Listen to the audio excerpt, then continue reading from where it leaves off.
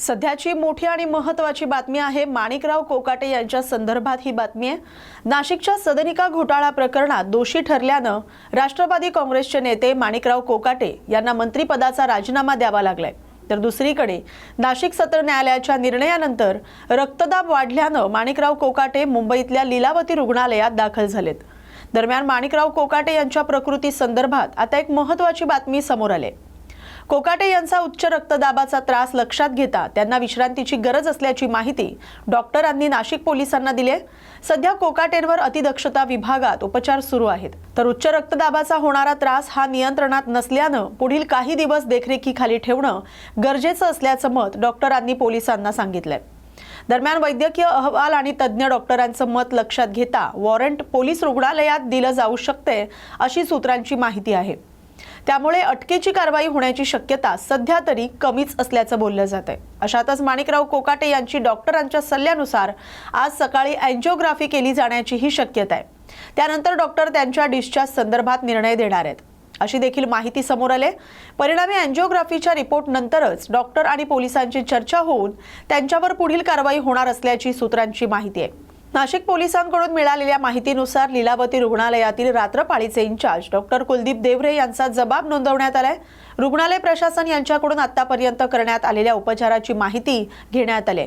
तसंच पुढे काय उपचार करणं अपेक्षित आहे याबाबतची माहिती लेखी स्वरूपात मागण्यात आली। आम्ही कोर्टाच्या आदेशाचं पालन करतोय। जोपर्यंत पुढील वैद्यकीय कारवाई केली जाणार याचा अहवाल प्राप्त होत नाही तोपर्यंत थांबणं क्रमप्राप्त आहे। नाशिकहून आलेल्या पोलिसांच्या पथकात महिला पोलीस नसल्यानं वांद्रे पोलिसांकडून मदत घेतली। रुग्णालय प्रशासनाकडूनही न्यायालयाच्या आदेशाचं पालन केलं जाईल असं आश्वासित करण्यात आले।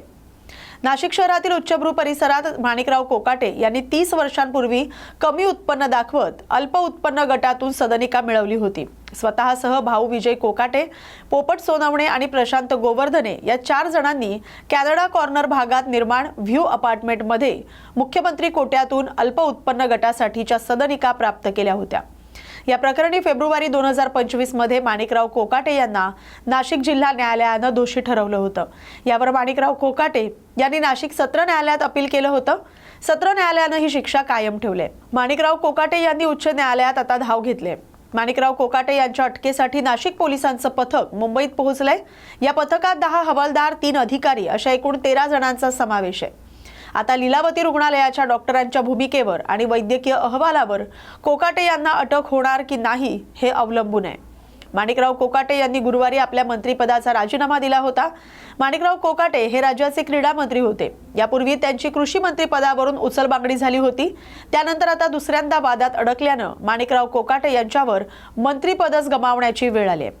अजित पवार हे माणिकराव कोकाटे यांचा राजीनामा घेण्यास फारसे इच्छुक नव्हते। मात्र त्यांना उच्च न्यायालयाच्या निर्णयाची वाट पाहायची होती। मात्र मुख्यमंत्री देवेंद्र फडणवीस यांनी कोकाटे यांच्यासारख्या कलंकित नेत्याला मंत्रिमंडळात ठेवण्यास विरोध केल्यानं अजित पवार यांचा नाईलाज झाल्याचं समजतंय। आता माणिकराव कोकाटे यांचं मंत्रिपद रिक्त झाल्यानं त्या जागी कोणाची वर्णी लागणार याविषयीची राजकीय वर्तुळात चर्चा सुरू आहे। पण सध्या धनंजय मुंडे यांनाही पद मिळणार असल्याची ही चर्चा सुरू आहे।